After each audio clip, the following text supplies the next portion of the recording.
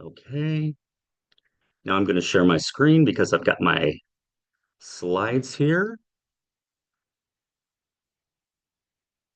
Okay, now I'll bring it back into focus. And now, when we're done, if anybody wants to look at the 1952 version of the lie detector test down here. All right. It was called the Deceptograph back then. Is everybody, is this okay? Not obscuring anybody's view of the presentation? Okay. Otherwise, don't be afraid to move. All right.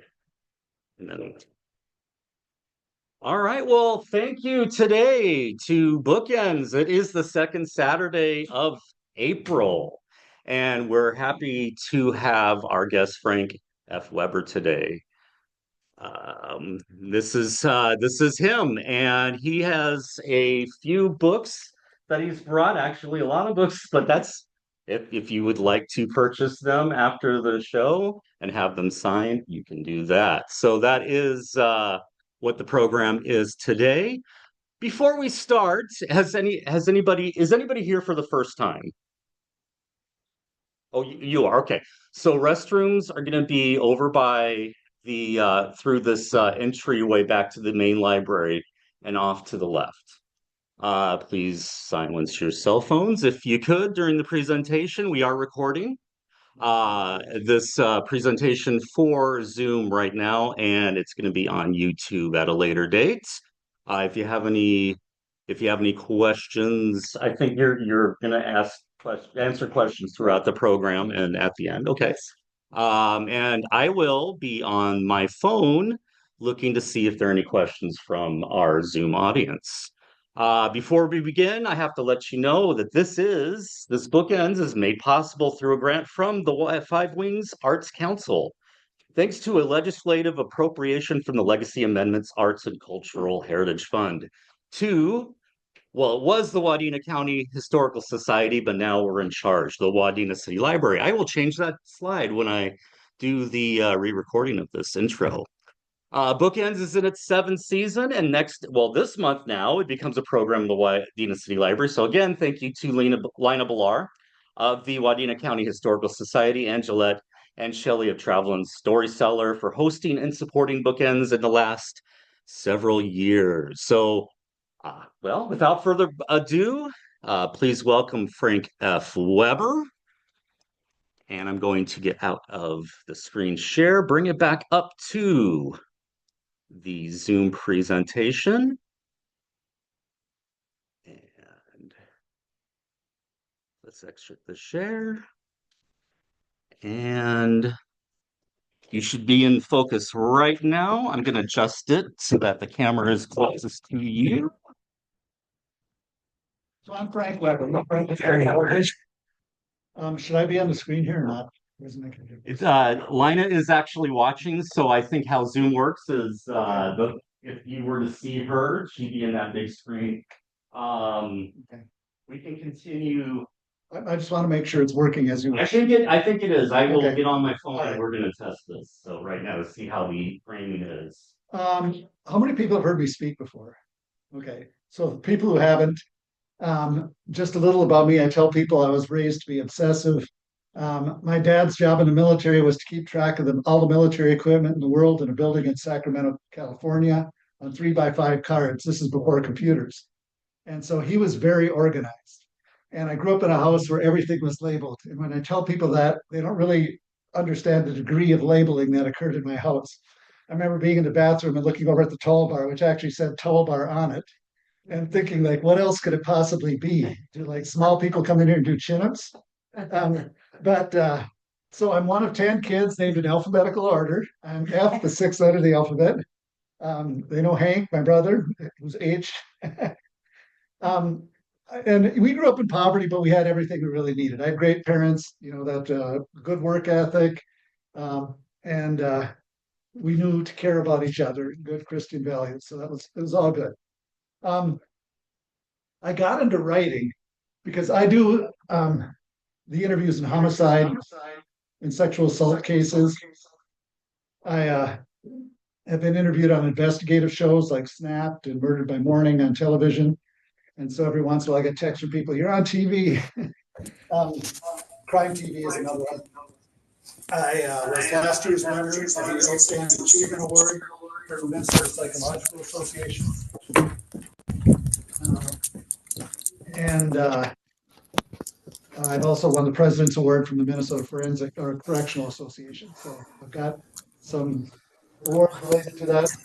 That's my establishing credibility portion of this presentation. Um, no matter what you do, you have to have a sense of humor, or you're not going to survive. And if you can't get them at work, you get them in other places. I get a lot from my grandkids. I have 6 grandchildren now. The first 5 were granddaughters, and now we recently had a grandson. And I have to just share a quick story with that. So I have 3 kids. We all had a child the same year. So I have 3 5-year-old granddaughters. And so when the youngest one, who's a grandson, was born, I was sitting with one of them on the couch. My son had called and said, so I was telling you, this is the first grandson. Wait a minute, Violet's a girl? She didn't realize one of the cousins actually was a girl. And it gets better.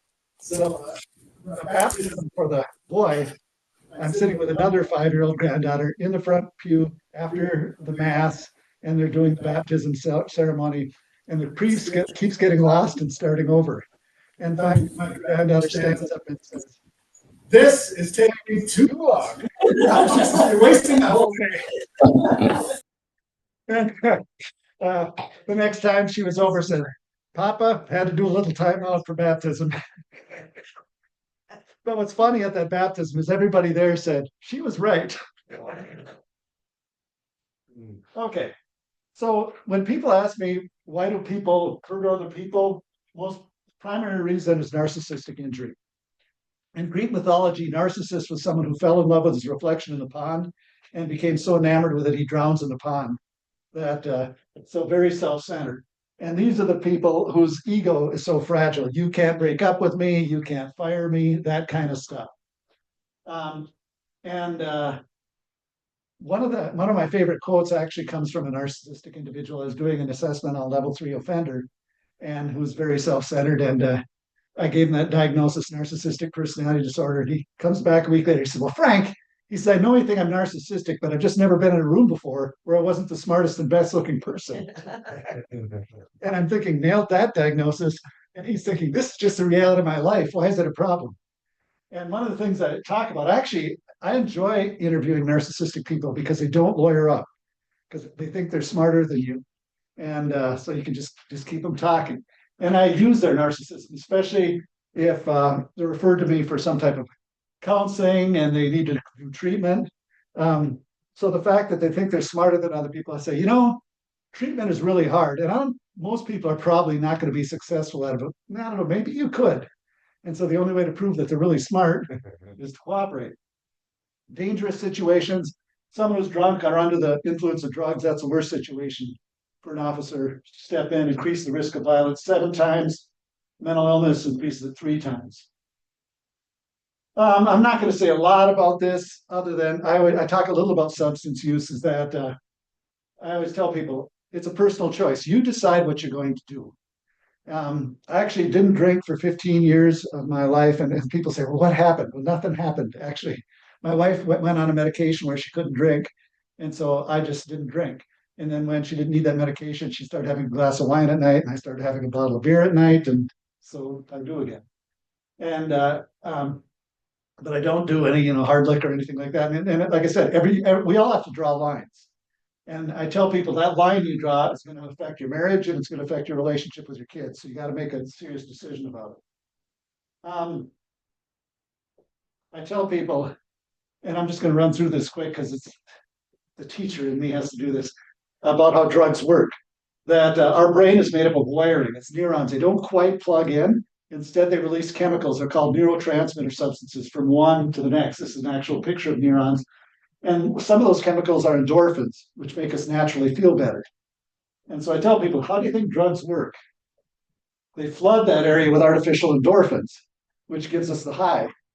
But our body's always trying to fix itself. So what do you think happens when you flood your brain with artificial endorphins?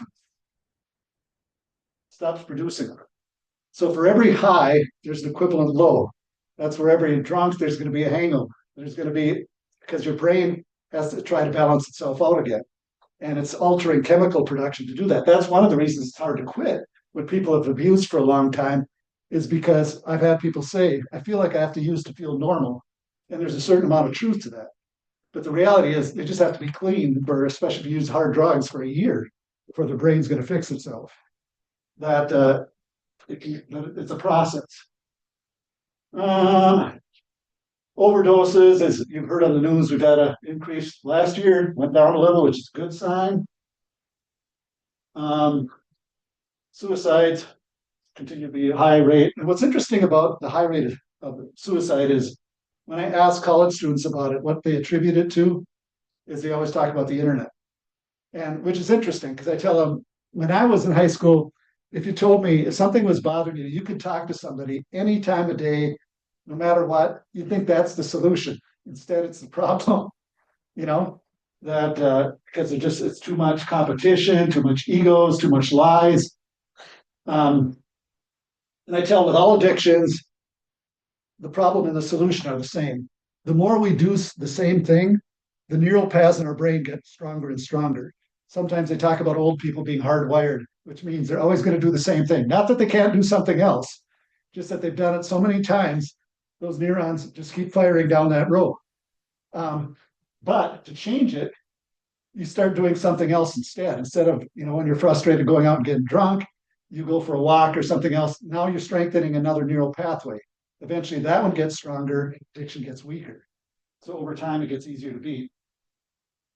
I'm just gonna leave this on. I like this quote: "Sex is like boxing. If you're both not consenting, one of you is committing a crime."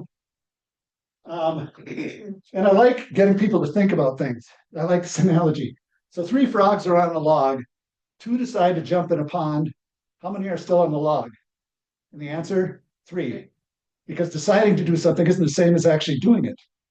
And that's one of the things I tell people. Okay, so you've decided to do this. It doesn't count till you actually do it.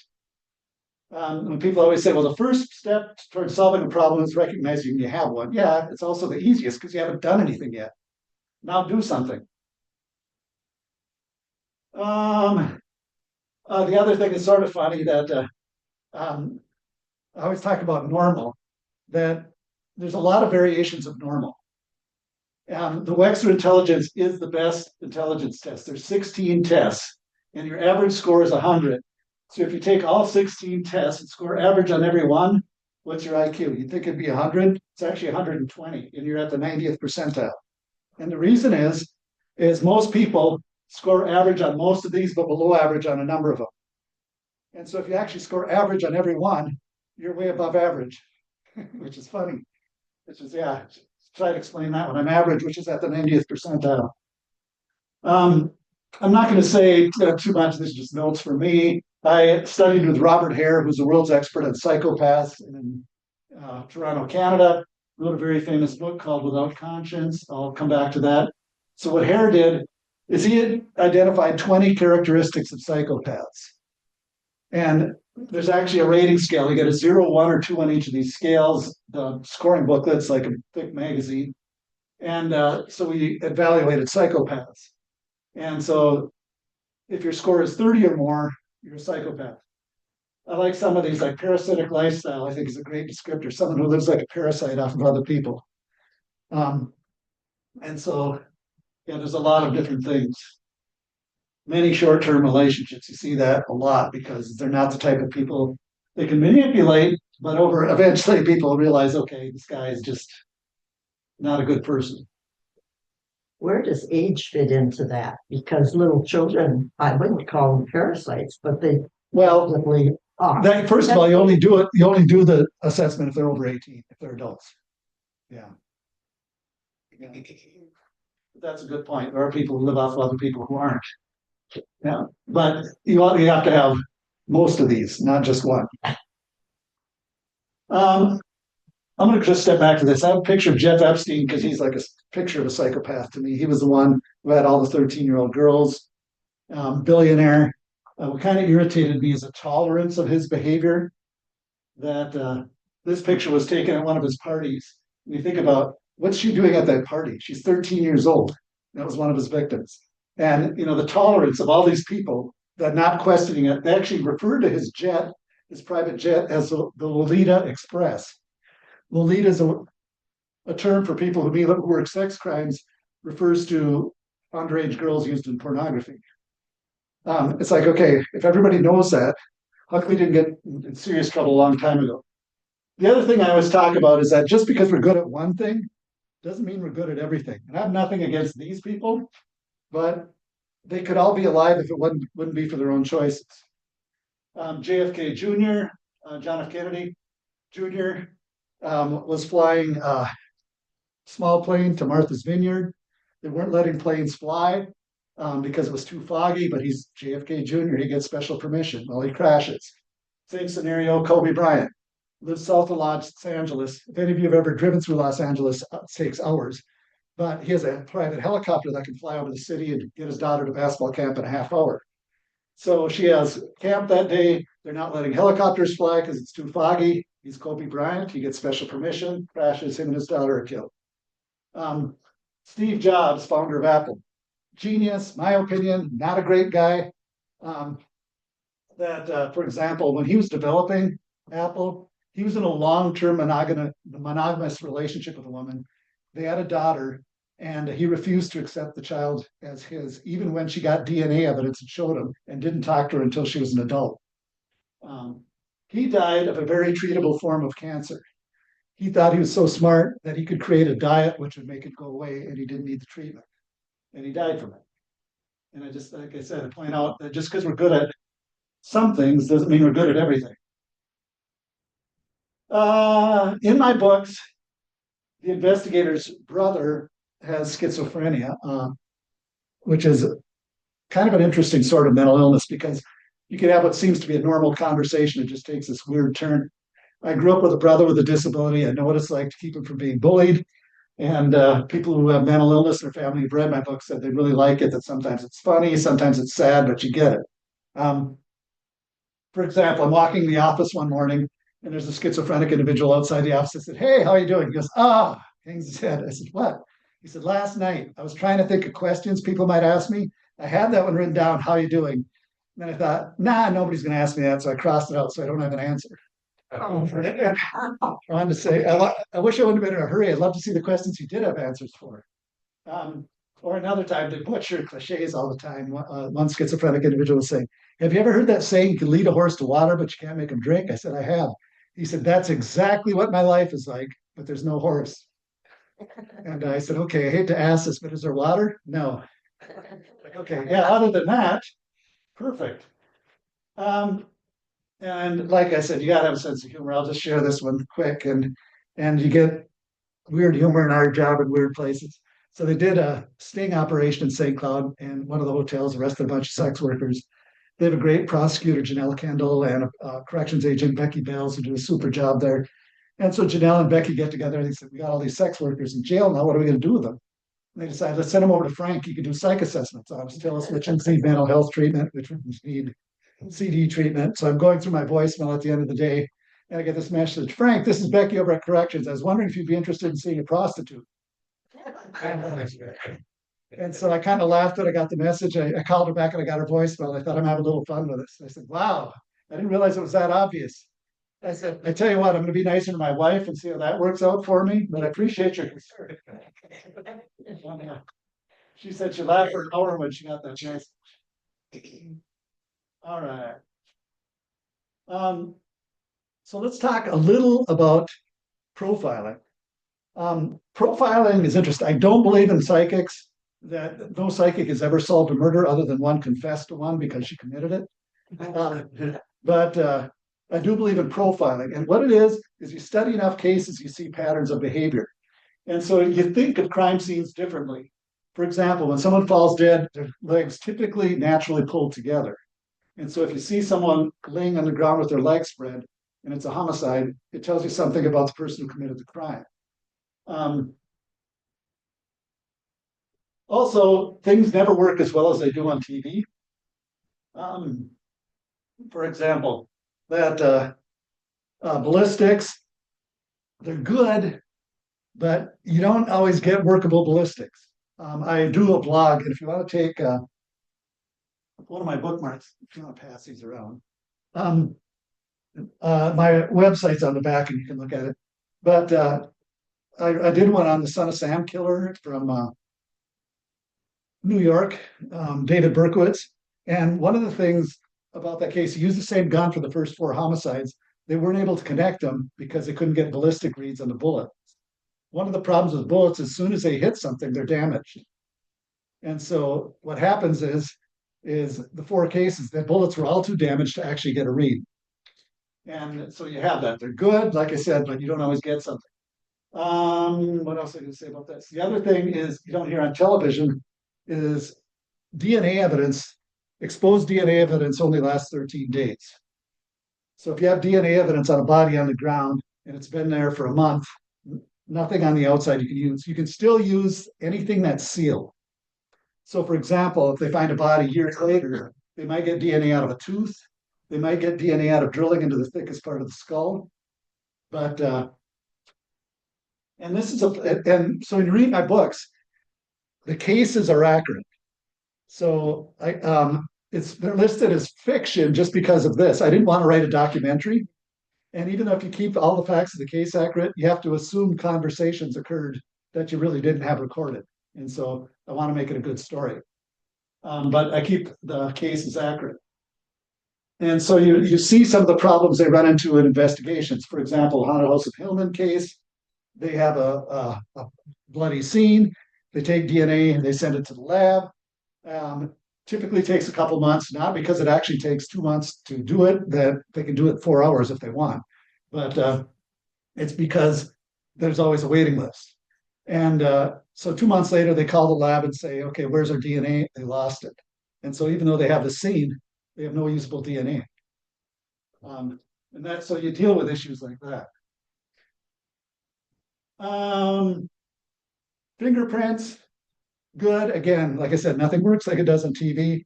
That we get fingerprints about 26% of the time, even when they're not wearing gloves.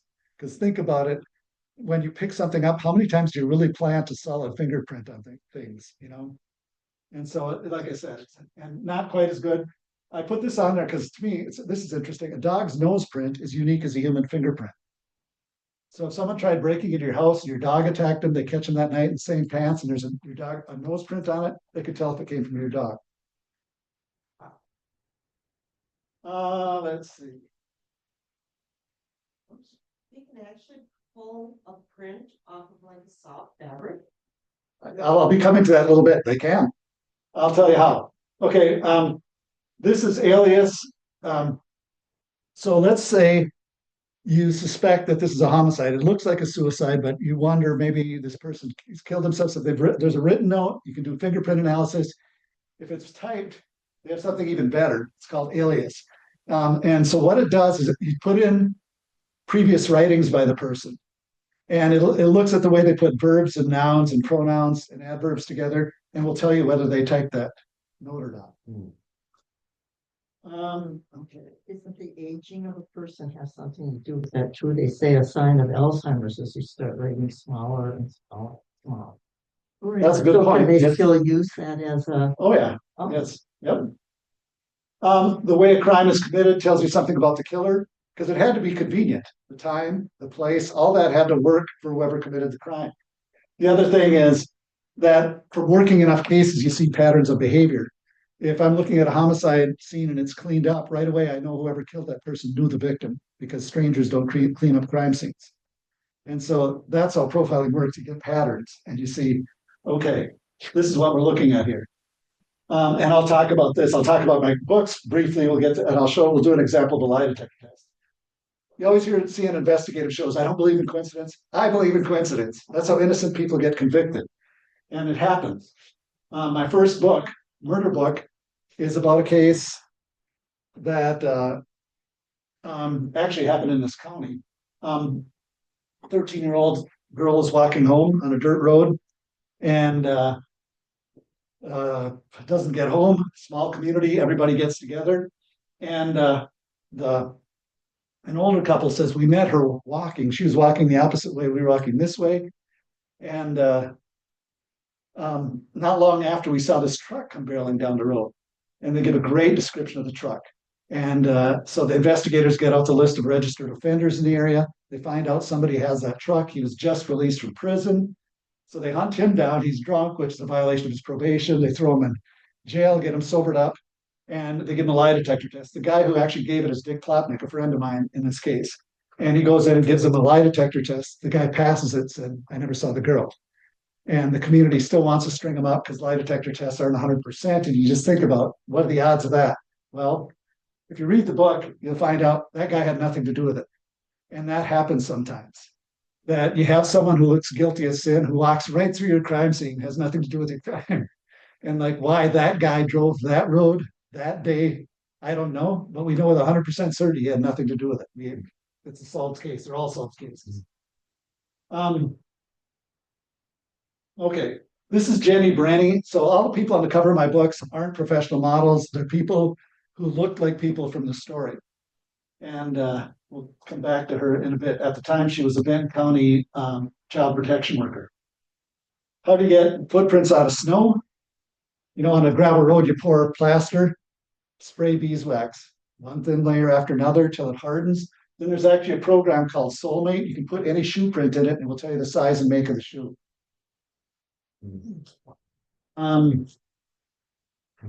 Okay. My next book is the I-94 Murders. This is Alicia Isom. She's a social worker in Crow Wing County. Sort of funny because she looked like someone from the book. And I asked her, I said, this is a weird question because she refers people to me for assessments. And I said that, would you be interested in doing a book cover? And she just started laughing and said, you're going to make my mom's life. And my mom always wanted me to be a model. I'm good with being a social worker. Now I can say, then on the cover of a book. This is one case that actually didn't occur in Minnesota. It actually occurred in California along I-680, but I wrote it as if it happened along I-94. I was intrigued about the case because it wasn't solved at the time I wrote the book. And I felt it wasn't solved because they had the profile wrong. This is somebody who's committing a lot of sexual assaults at night, and they thought it was perhaps a real estate agent because he seemed to know a lot about the layout of the area. And my profile was misogynist, which is someone who hates women, had some sort of childhood trauma just because of the way he's acting out the assaults, had a neglectful mother, absent father, single during most of his crimes, probably had a mundane job because he spends all day thinking about how to set these up, and probably had a small penis.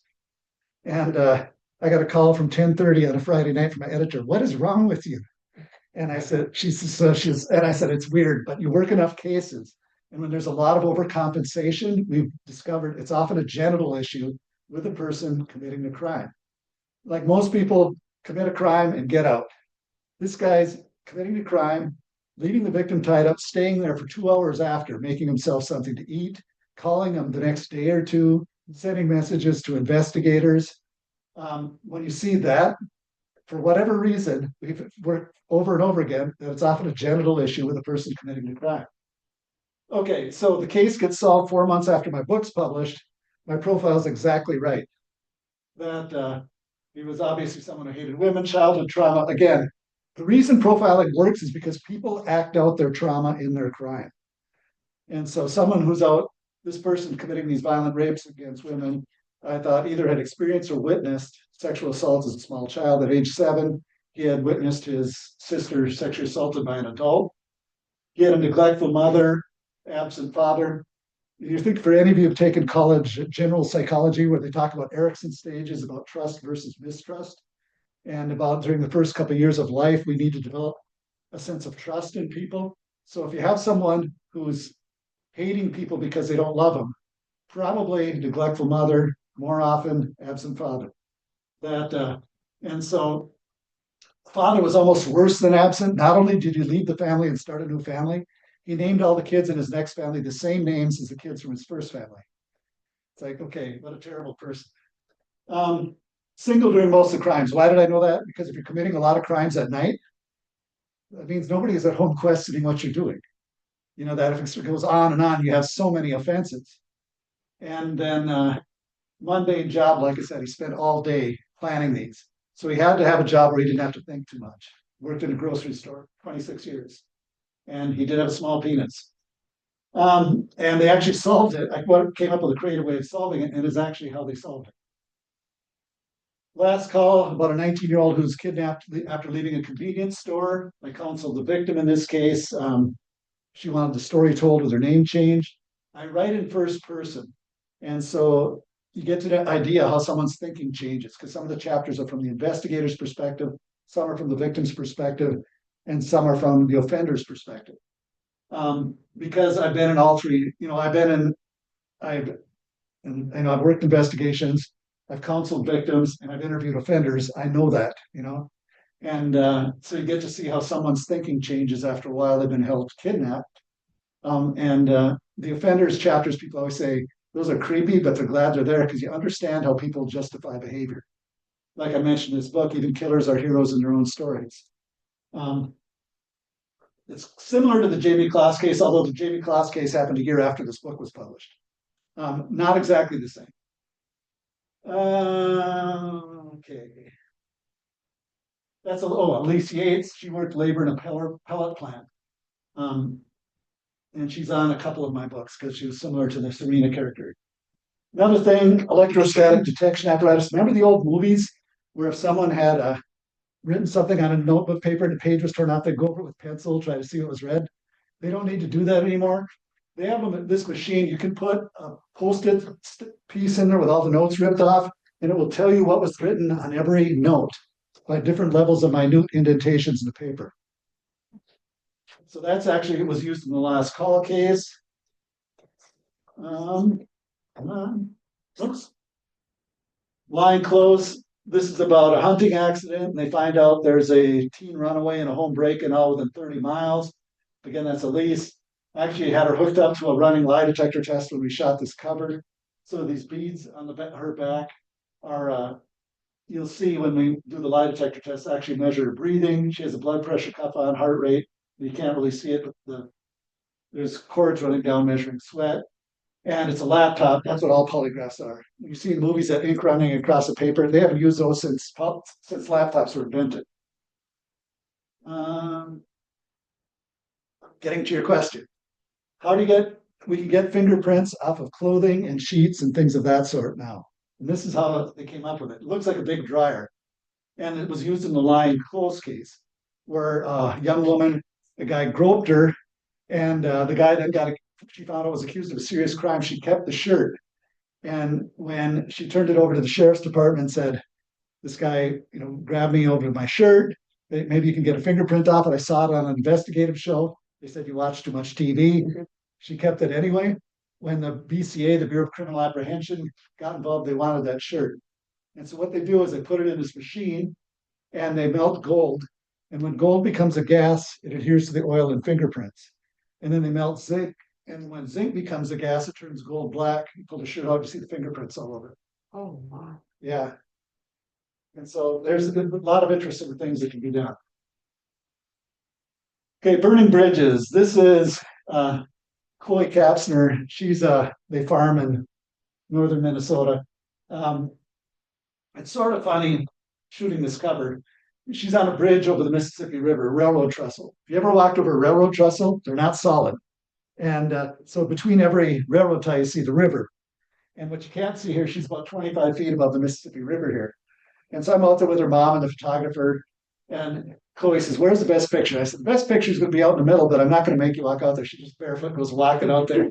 And the trains go by where her head is up here. She crawled down to the bottom trestle. And I was telling her mom, she doesn't have to go out there if she doesn't want. Mom says, she's a good swimmer. Yeah, Chloe's a wonderful person. And yeah, she goes to NDSU now in as elementary ed major. So this one is an interesting case. I had an investigator walk into my office and read your first 4 books, loved them, got a great murder mystery for you. Here's all the interviews. Put 2 boxes of evidence on my desk. So it's about a Bemidji State college student who decides to look for a biological father and finds out he's a psychopath living in St. Cloud. And her mom, she was raised by a wonderful mother and stepfather. And her mom made her promise to never look for her dad. And mom dies, so she decides to get an investigator and look him up. And his criminal history is all true. And when you read it, I start with a Mark Twain quote that truth is stranger than fiction. Because if you didn't know it was true, you wouldn't believe it. He's like a cartoon bad guy. It's so obnoxious. He drove a convertible Corvette around St. Cloud that was given to him by one of his girlfriends. And by the way, every time I'm in St. Cloud, I start talking about him. People know him and just start saying, "Yeah, that jerk." But he did just stupid things like this. If he didn't get his food fast enough going through a drive-through, he'd stand on the seat, put his head in the window, and start yelling at people in the restaurant. And there's one police report where the couple in the car behind him say, "Leave him alone, they're just teenagers." So he turns and drops his pants and starts yelling obscenities at them. It's like, okay, who does this? It's just so off the wall. And even so, I'm going through all these. He fired a gun in the press bar. I mean, it just keeps going on and on. And um, I get to a dentist report. When he's at the dentist's office, she reports that the CD is missing from the CD player and pop is missing from the fridge when he left. It's like, okay, you can't go to the dentist without committing a crime. I mean, how ridiculous is that? What's interesting about the case, it's about his murder. Because it ends in 2017, and she says, "Well, then what?" And there's nothing. And um, interesting scenario related to this case. Remember, I talked about how DNA, exposed DNA, is gone after um, 13 days, but if it's sealed, you can find it years later.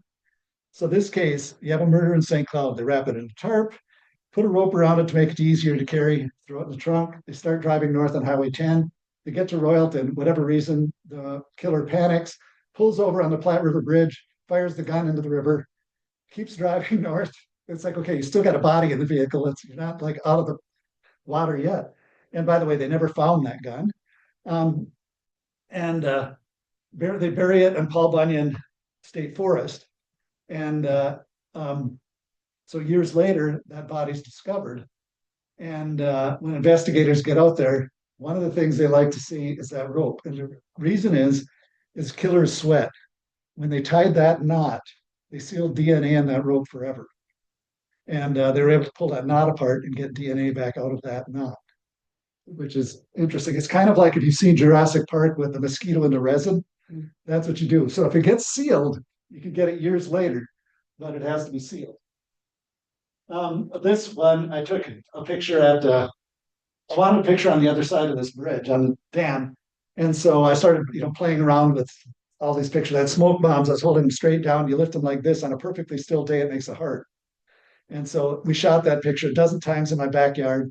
I said, okay, now I want it on by the dam. We get there. One of the things I didn't think about is even on a perfectly still day, that water rushing through there creates enough of a wind, my smoke wouldn't sit up. And but I like the picture. I use it for the back cover anyway. Okay, DNA. I talked a little about this. The other thing I want to mention is so when you get DNA reports, they're not the 99.9999. And I get guys that say, well, DNA isn't 100%. I said, yeah, let me explain it to you. If your parents had 64 trillion children, it's possible one of those other children committed this offense. But being there's only about 8 billion people on Earth, I'm thinking it's probably you. Mm-hmm. Black and Blue is about a 19-year-old who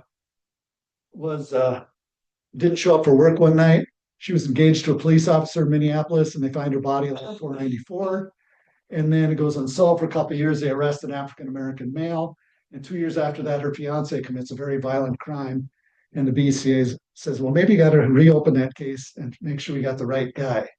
And both suspects, white and black in this case, are terrible people, but only one of them did it. This is my nephew, my sister's son, Matthew Green. He plays the blues band in Minneapolis. This was shot at the Stone Arch Bridge in Minneapolis. Sort of funny because when he got out there, I told him, wear a dark shirt, meet me at this time. So I get out there, he's wearing this white shirt. And I said, right, can't wear a white shirt. He said, well, I might have slept in my dark shirt in the airport last night. And I said, this is the wonderful thing about book covers, you can't smell them. So dark shirt on, and we're gonna take this picture. Yeah. Let's see. Determining time of death. Rigor mortis is helpful. It begins a couple hours after death, and about 6 to 8 hours is when it really reaches maximum. And this was actually used in the Black and Blue case. When they reopened it, they had some old video of the body being loaded into an ambulance, and one of the medics trips, and the body doesn't move at all. And the investigator thinks, okay, I don't know that that's the right stage of rigor mortis for when that murder supposedly occurred. So bodies lose 1.5 degrees every hour after death until they reach room temperature. So that can be useful in determining time of death. When you live in Minnesota, you can play tricks on things like when you have 30 and 40 below days, you open windows up and bodies cool down a lot faster, which people can use to somehow provide an alibi or something like that. Okay, anybody here been to Hillman? All right. I always tell people it's not on the way to anywhere. And it's not, because if you're going to Hillman, you have to make a decision. I'm going to Hillman, and then turn around and drive back out again. So basically, where is it? If you drew a line from St. Cloud to Duluth, right in the middle of nowhere with no cell phone reception, you'll find Hillman. And so you have an unsolved murder in a house in that area. And teens start daring other teens to go out there and spend time there in the middle of the night, not really thinking if you have an unsolved murder, you still have a really dangerous person still in the area. And it gets to be known as the haunted house. That's actually my daughter on the cover of that one. And what interested me about this case is there's a couple amazing stories of victim survival in it, which I thought were really good. I also there's a scene where she's walking through the woods at the end. And I had that picture for the back cover. And I was trying to think, I want to do something with it. So I'm driving Highway 10 north on a Friday. This train goes by and has Creed painted on the bottom of it. As soon as I saw it, I thought, that's what I'm going to do. I'm going to take a picture of that train, tear that picture, put that picture behind it. That'll be the back cover. So I had to gun it, get ahead of the train, pull the car over, take the camera out of the back. And I'm standing there taking this picture. Cars are going by like 80 miles an hour. But I got the picture. And by the way, this has been an ongoing issue for me. When my kids were little, we were playing Oregon Trail, and I died probably of dysentery. That's what everybody dies from. And my son says, what do you want for an epitaph? And I said, you write it. He wrote, wait a minute while I take this picture. Yeah. Oh, the other thing I research these communities. I go to the places because if I haven't been there, the reports and everything. And they have a big 4th of July parade every year where they have Miss Pork Queen and Poultry Princess.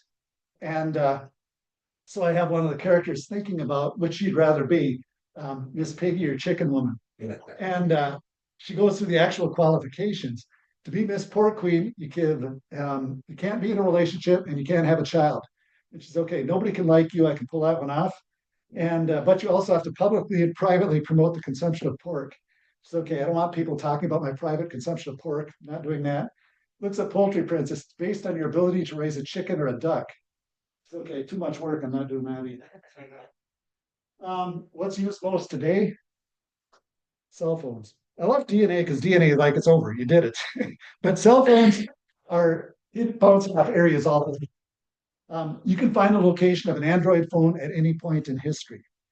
And so they've used Android phones to show that someone is at a site where the body was dropped off, when the body was dropped off. The new iPhones you can trace even when they're off. And so they put you in areas. What's sort of funny about this is sometimes when I'm talking about this to a large audience, I see people shutting their cell phones off. And I tell people, unless you plan on killing someone, leave your phone on. Because everything that proves people guilty also proves people innocent. The evidence works both ways. Unfortunately, this past summer, we've had something that stepped in the way. Has anybody ever heard of geofencing? Okay, it was a trick we could do. So geofencing, you could get a subpoena with Google. And from a satellite, they could focus on an area the size of a building and tell you all the cell phones that entered that building that day, and even the time of day they did. And so it's wonderful if you didn't have suspects, in a crime, because you can see all these cell phones moving in and out of the area. All right, so Jamar Smith goes into a Fairfield Inn, puts a gun to the clerk's head, robs it, and leaves. And Fairfield Inn, the investigator goes there and says, hey, you're okay if we subpoena your building and find out what cell phones entered at that time? He said, sure. So they subpoena Google, and Jamar Smith's cell phone enters right before the robbery, leaves right after the robbery, wasn't staying at the hotel. His attorney fights it and says it's a violation of the Fourth Amendment. Now, the Fourth Amendment states when you issue a subpoena, you have to put the name in it.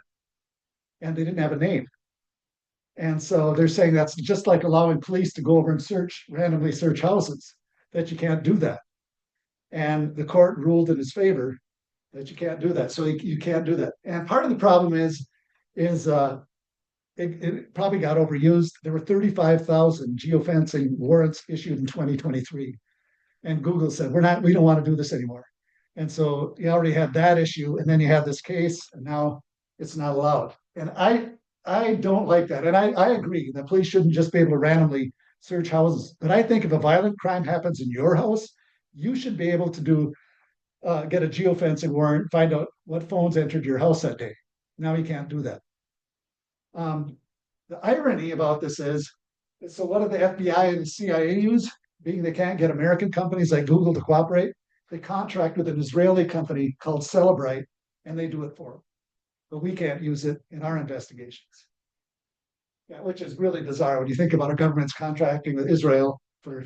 So when the assassination attempt was made on Donald Trump, that phone was locked. Celebrite had that open in 40 minutes, and so they have some good programs. So we get to this one, and so these two books, and I mentioned it to a couple of people already. Scandal of Vandals and the Sun are based on the same case. It's T. Eugene Thompson, back in the 60s, was accused of hiring a hitman to kill his wife. He was a famous attorney. I mean, if you think of the name like Meshbesher, bigger than that, he was going to be on the cover of Life magazine before this happened. He was the youngest head of the bar in Minnesota.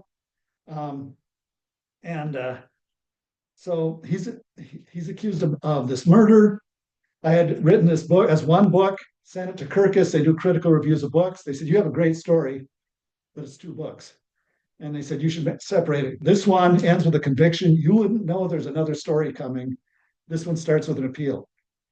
It's all the same characters. So I tell people, if you want to buy the newest one, you should probably make sure you read this one first, because that's the one story. All my books are standalone mysteries, but this one is the one where you have all those same characters again.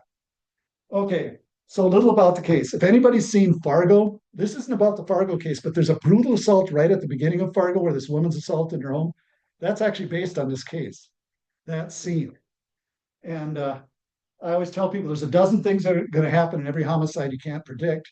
And this is one of them. So you have a hitman comes into the house, and she's in the tub, points a gun at her, the gun jams, doesn't fire. So he pistol whips her, she gets out, and he's unable to grab her. And there's a big fight. Instead of running out of the house naked, she runs to the bedroom to get a robe. And he catches her again, brutal fight, goes down the steps. He ends up dragging her in the kitchen and stabbing her. Finally, when he thinks she's dead, he goes to the bathroom to wash himself up, and then comes back and she's gone. That's actually true to the case. And so she makes it to the first neighbor. They don't answer the door because they think it's a salesman. The next two aren't home, collapses on the porch of the fourth home. He didn't anticipate this, is now covered in blood, has to walk 2 blocks to his car to get it. 9 a.m., wealthy suburb in Minneapolis, and nobody saw him, either of them. For whatever reason, nobody was in the yard, nobody answered the door, nobody was looking at the window at that moment, at that time. Like I said, you have weird circumstances sometimes that just occurred that you can't really explain. And so their son asked me to write this story. He heard about my books, and he thought I'd be a good person to write it. After I spent time talking to him, I said, I want to write it, but I want to write it in the modern era. And so I can continue with my investigator, but I'll keep all the facts of the case accurate. And so I gave him Scandal of Vandals to read once it was written. He said, perfect, nailed the characters perfectly. So a little about this. It's called Scandal of Vandals because you have a lot of unsavory people. First of all, you have Tug. I changed the name slightly, T. Eugene, so T.U.G. Tug, I call him in the book. So he's a wealthy attorney. He's having an affair with his secretary. He's having an affair with his law clerk. He has his wife insured for the equivalent of $10 million today. So lots of motive. However, he ends the affairs 9 months before the murder. He takes his wife on vacation to Los Angeles and Washington, and people who saw him there said they were truly in love. Comes back, he said, when he's interviewed about this after, he said, I just changed my mind. I decided that was a line I couldn't cross. Okay, so you have him, he's an obvious suspect. You have their best friend, so Roan Caruso. Roan, Tug, and Deb, the wife, all went to McAllister College together. And Roan's initially dating Deb. She breaks up with him, marries Tug. They all remain friends. After college, Roan marries into the Minneapolis combination, which is mafia, and commits a murder and gets Tug for an attorney. He gets him off on a technicality, and the victims in that case swear that there's going to be retaliation for this. This happens just before Deb's murder. In addition, Tug, a guy named Ricky Day, killed his entire family, and these are all true, by the way, to the case, and went to prison. This is way before Tug was an attorney. He gets 4 life sentences to be served concurrently, which means you serve them all at the same time. So a life sentence back then was 30 years, 20 years with good time. Age 36, he's released from prison. Tugs his attorney on his release.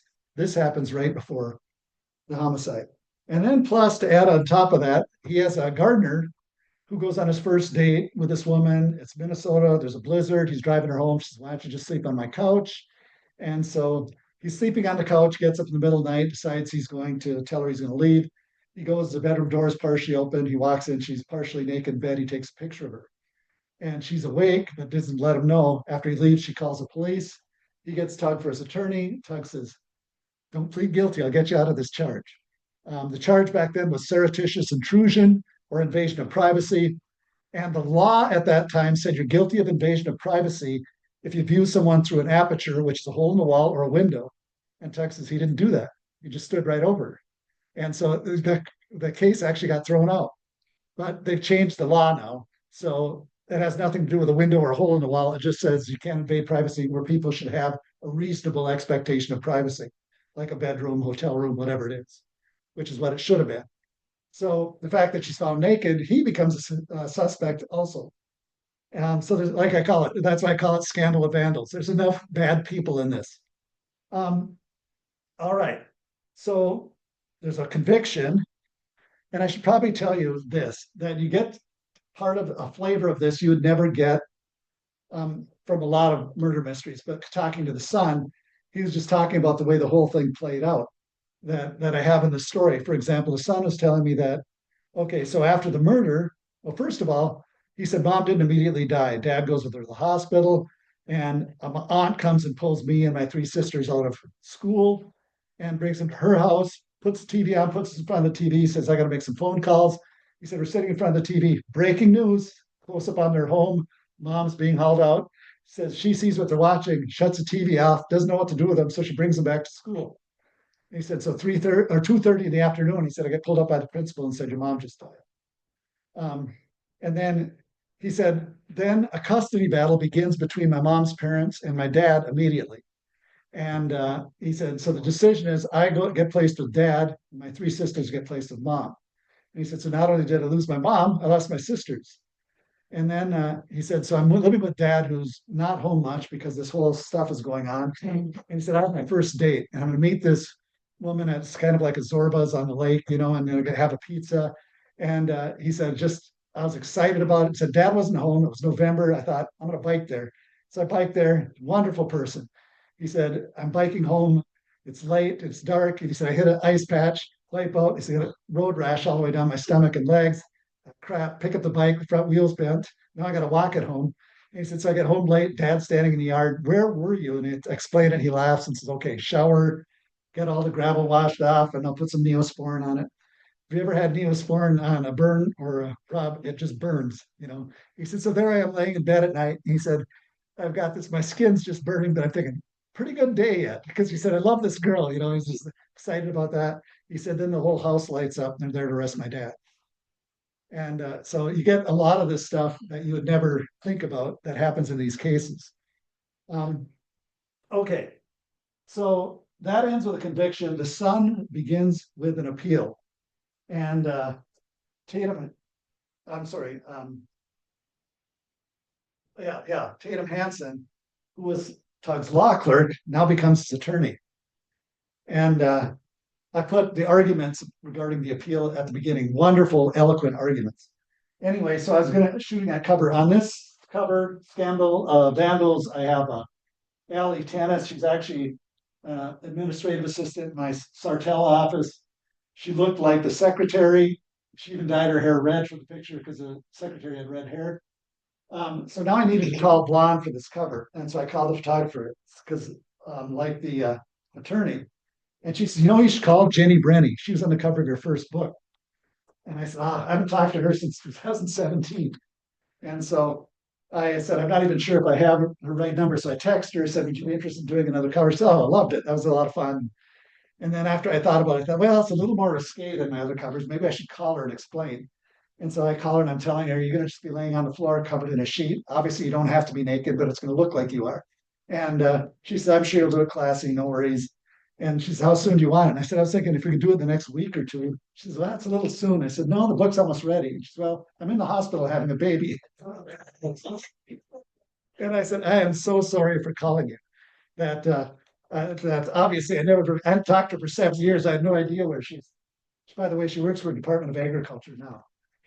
And what's sort of funny about this is, so this is her on the front and the back.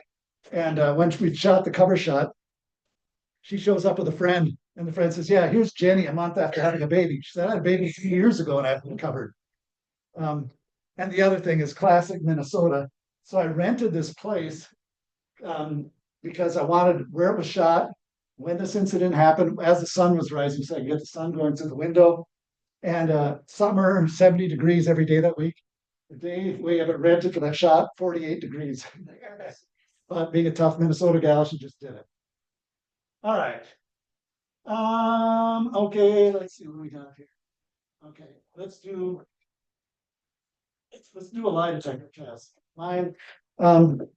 So I need a volunteer. I'm going to show you how a lie detector test works. I don't need any more fodder for homicide, so I'm not going to ask any question that somebody's going to kill somebody over. What I'm going to do instead is we're going to hook somebody up, and I'll have somebody write down a number and show it to them. 1, 2, 3, 4, 5, and I'll ask them every number, and I'll have them tell me no to every one. So I don't want to see it. Whoever writes it down shows it to them, but not to me. And we should be able to tell what number they're lying about by their graphs on their lie detector test. All right, but I need a volunteer.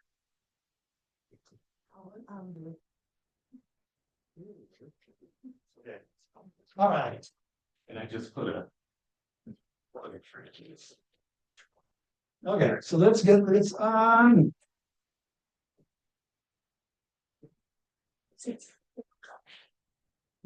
Oh, all right.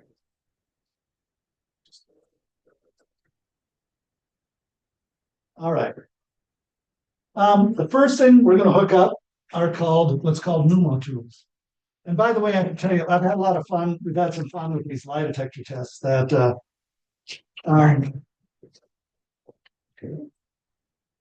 actually, maybe I'll put the blood pressure cuff in first. Could you turn? Well, it'll be okay.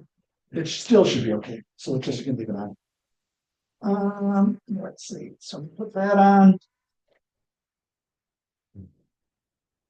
and put this up. Is it? Yep. Feels like it's starting to come up a little. Here. There you go. All right. And then we're going to do what's called galvanic skin response. So basically it's measuring sweat. We'll put them on that hand. And let's see.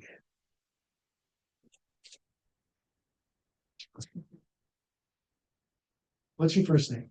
Karen. Sharon. Thank you for doing this, by the way. That's fine. Okay, so let's see.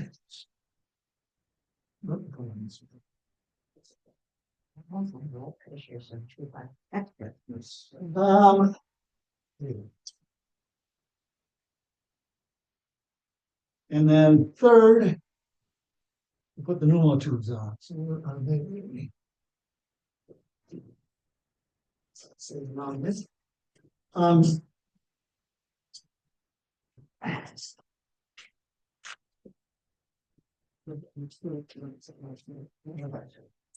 Excuse me. I was doing these in a library a couple months ago, and So first thing, I'll have you hold your hands up like you're being held up. There you go. So I'm gonna put one here just to show you, one here and one here. So I need to.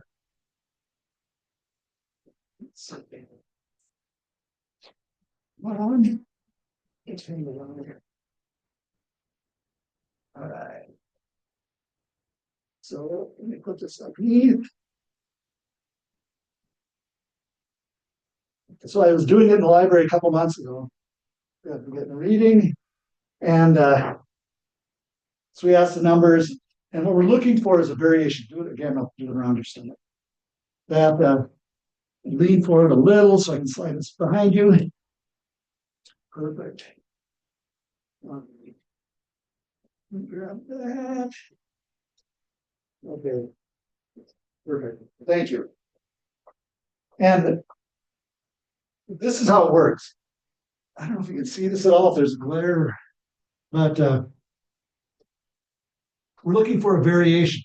When you lie, you have to create something that didn't exist in reality. And so your physiology changes slightly. And so that's what we're looking for, is a change in that physiological response. I had someone, I asked every number, just stayed flat, same way through. Finally, I said to her, when you're done, did you forget the number? She said, actually, I did. So some interesting responses. All right, so I need, let's see, who wants to write the number down? 1, 2, 3, 4, 5, you gotta write it down and just come up and show her, but not me. And then turn it over so I can't see it. Another time I was doing it in a tap room, and this person was very nervous. I said, you don't have to do it if you don't want to, I want to try it.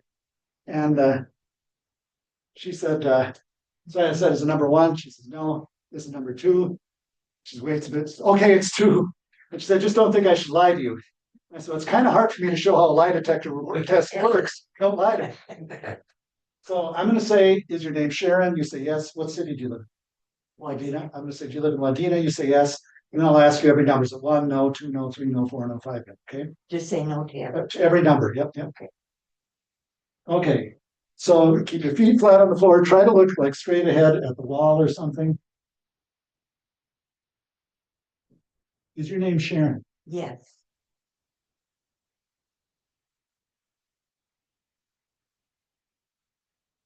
Do you live in Wadena? Yes.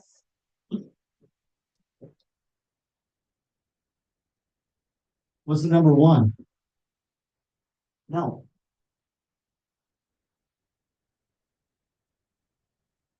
What's the number 2? No.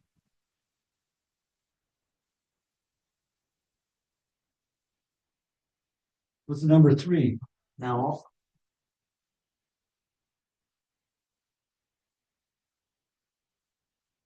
What's the number 4? No.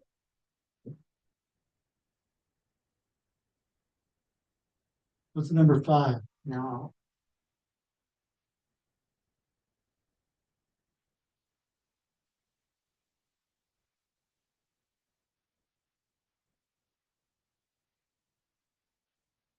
It's a tough read here. I'm going to take a shot at it. You can tell me the truth. Was it 3?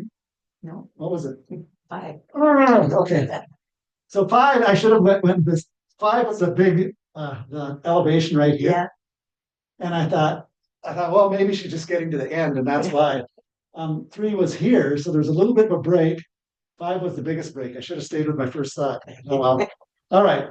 But that's and I get it right about 75% of the time. I'll lift your arms up again. Got it. That polygraph examiners, I don't do polygraphs for a living. I use examiners from the Bureau of Criminal Apprehension that I contract with. The reason I have a machine is that when I originally started my company, I hired a guy to do lie detector tests. But he eventually got burned out on it because you think about it, if you do lie detector tests for a living, who do you spend your day talking to? Liars. Yeah, that's what he referred. And he said, I just don't want every day. Every day out, you got to speak to liars. He said, I just got sick of it.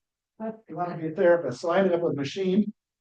And so thank you very much, Sharon. Do they still use sodium pentothal? Watch Murder Mystery and read murder books. Okay. Not much. It's occasionally used. Sodium pentothal is what they call truth serum. And basically the effect is like if you get somebody really drunk. That's how basically how it works. That sometimes they're more honest. Other questions.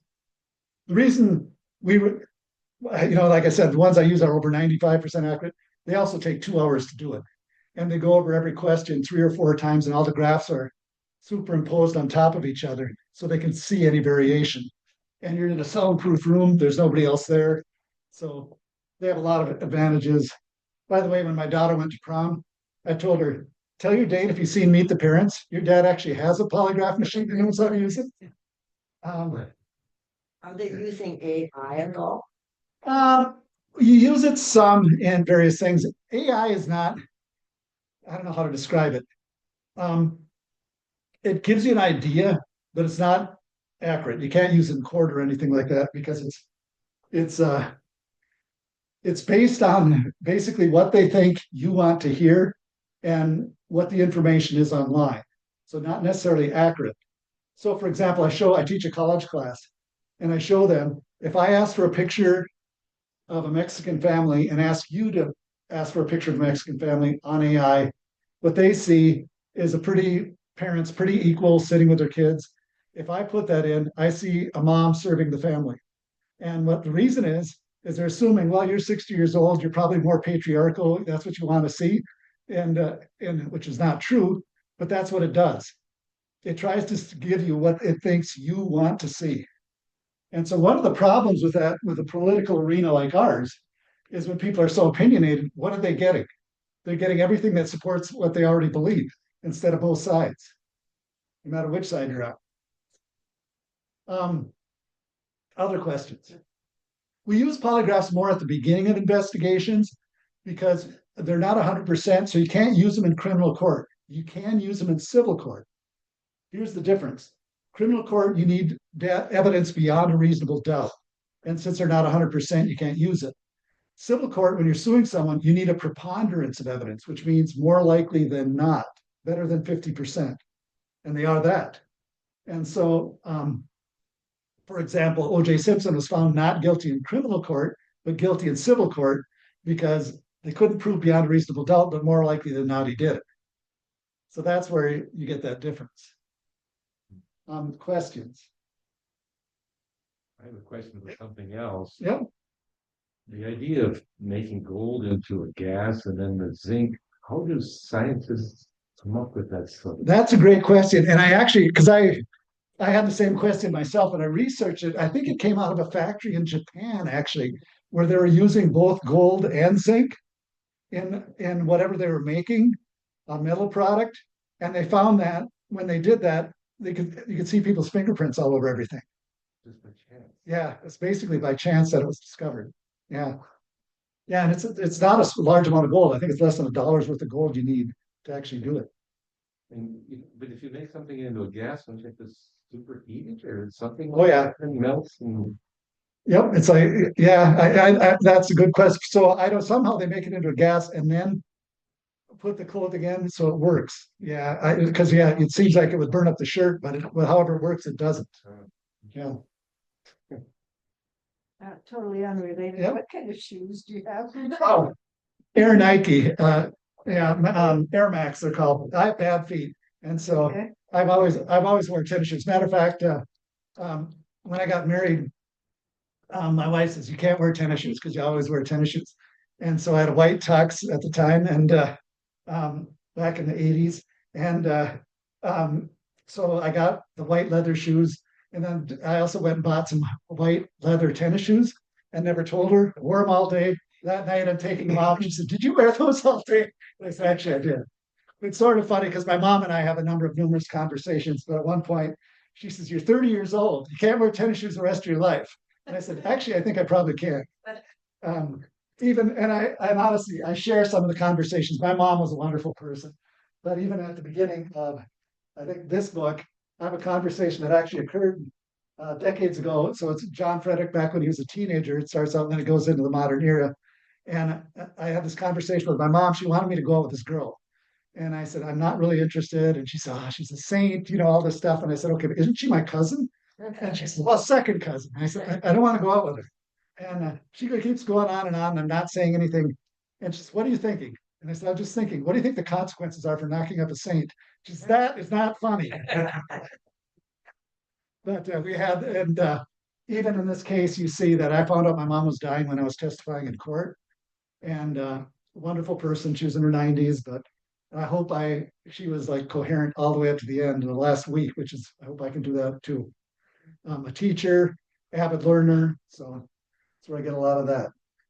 I always mention in my books that she was a person who was my hero because she showed up every day without expecting a reward and just got things done. There's a lot to be said for that.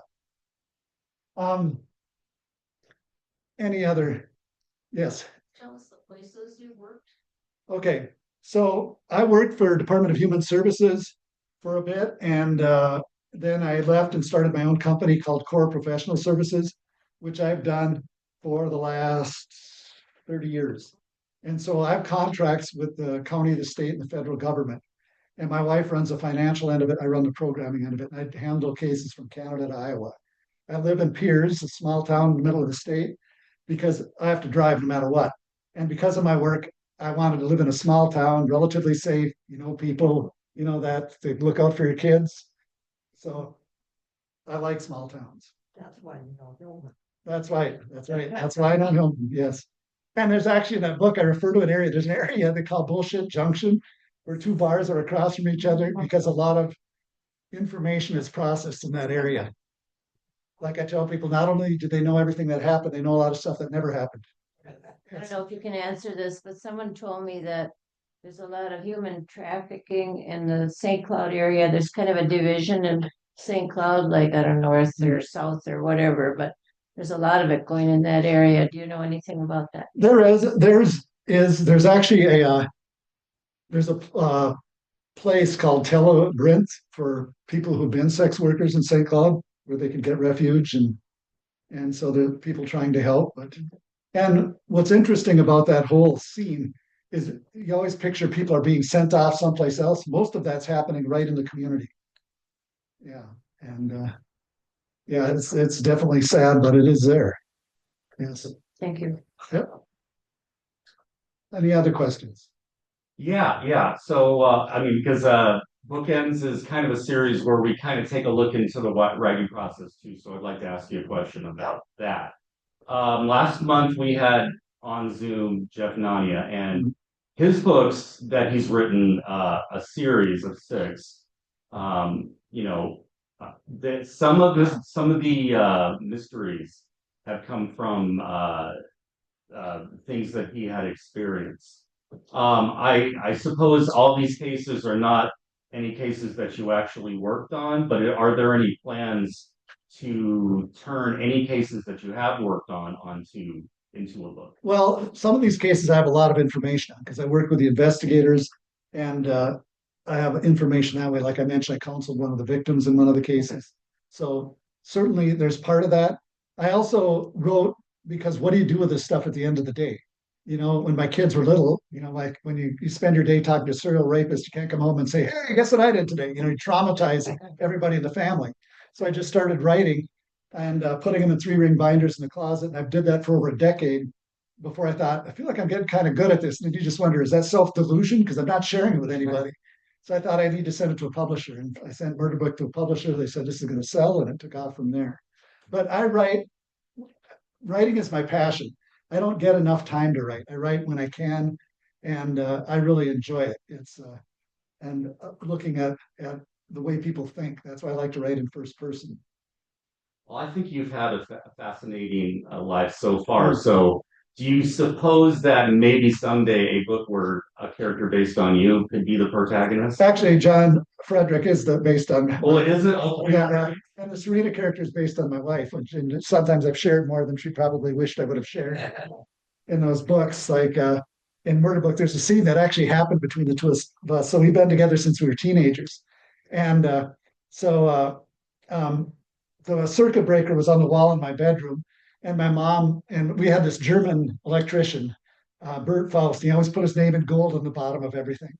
And so that was in my room. My mom feeling like I could use some divine intervention, hung a big picture of Jesus over it.